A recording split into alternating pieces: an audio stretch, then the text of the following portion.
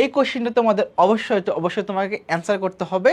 এরকম কিছু কোশ্চেন তোমাদের কোথায় আসতে পারে, এরকম কিছু কোশ্চেন তোমাদের এমসিকিউ প্লাস সিকিউতেও দিতে পারে। এইটা তোমার জন্য একটা মাস্ট, একটা ইম্পর্ট্যান্ট কোশ্চেন। দেখো এটা কোন কোন বোর্ডে আসছে, দেখো এটা যশোর বোর্ডে এসে চলে আসছে। অর্থাৎ আগে দিত এগুলো সিকিউতে দিত, বাট এখন দিছে কোথায়, এখন দিছে এমসিকিউতে। এখানে বলতেছে কি দেখো, যে গমের দাম 35 থেকে 50 হইল, চাহিদা 10 থেকে 7 হইল আসবে। এখন বলছে কি দাম স্থিতিস্থাপকতা কত। এটা তোমার কিন্তু একটা সিকিউর মধ্যে একটা কোশ্চেন, তাই না? এটা একটা সিকিউর মধ্যে কোশ্চেন, বাট তোমাকে কি করতে হবে, এটা এমসিকিউতে করতে হবে, জাস্ট 1 মার্কের জন্য। আমরা কি জানি স্থিতিস্থাপকতা মানে কি, যেহেতু এখন দাম বলছে, ইডিকুয়াল কি জানি আমরা, delta Q by delta P into P by Q. অর্থাৎ এখানে দেখো ডেল্টা পি মানে কি, Q two minus Q one, এখানে ডেল্টা পি মানে P two minus P one into P, প্রাথমিক যে দামটা ভাগ প্রাথমিক যে চাহিদাটা। এখানে দেখো কিউ টু, দেখো 50 থেকে তুমি 35 বাদ দিবা, তাহলে কত হচ্ছে, একবার লিখে ফেলি,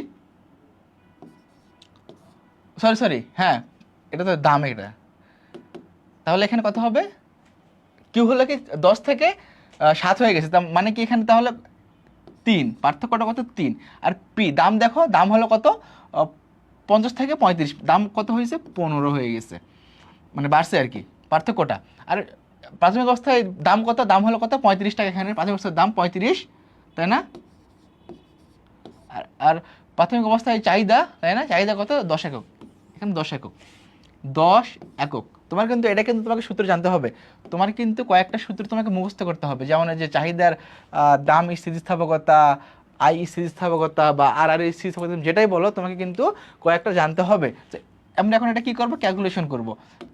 এখন আমরা কি করব, ক্যালকুলেশন করব। আমরা কাটাকাটি করি, 3 দিয়ে কাটলে 5 হয়, আর এদিকে দিকে তুমি হলো 10 দিয়ে তুমি 25 কাটো, এখানে 2, এখানে 7, তাহলে কত হচ্ছে 7 বাই 5 দুগুণ 10, তাহলে কত হচ্ছে এখানে 0.7।